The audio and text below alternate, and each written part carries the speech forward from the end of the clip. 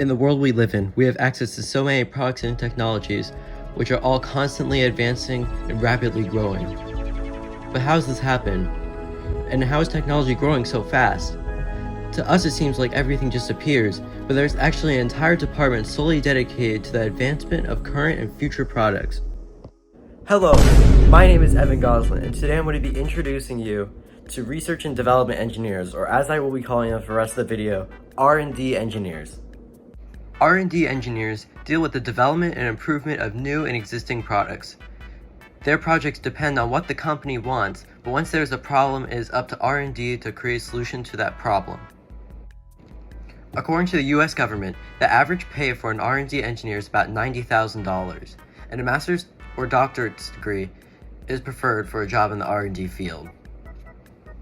Now, I was having kind of a hard time finding what a day in the life of an R&D engineer looks like because their work is pretty private, but I was able to find a QR post on somebody else's previous experiences in the field.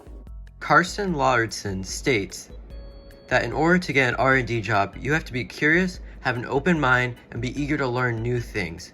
After working almost 10 years in the field, he states that it's a lot more fun and much more productive if you're able to cooperate well with people and share both learnings and the credit for success. So you may notice something right now.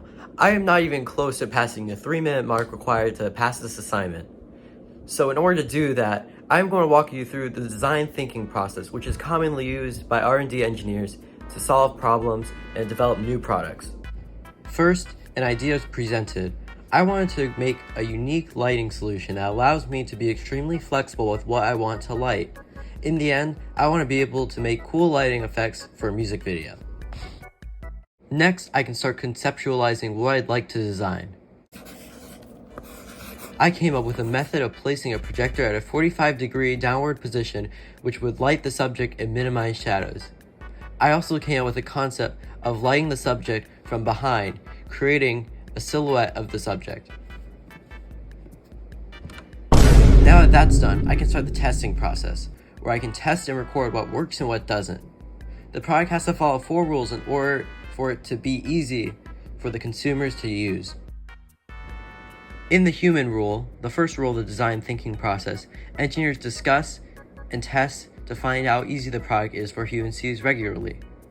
The ambiguity rule is about finding issues that aren't immediately present, and how to solve those steps. All design is redesign means that anything can be redesigned to solve a problem better. This applies to mainly old designs undergoing improvement, but this could also apply to new designs and products that are in the early productions. The final step of the design thinking process is the tangibility rule, which goes over how practical the product will be and if the solution is well solved at the end. I would like to say my project was a success, but it really wasn't.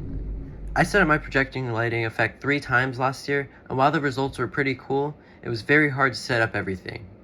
And while I don't see myself using this method I've created, that's really the beauty of R&D.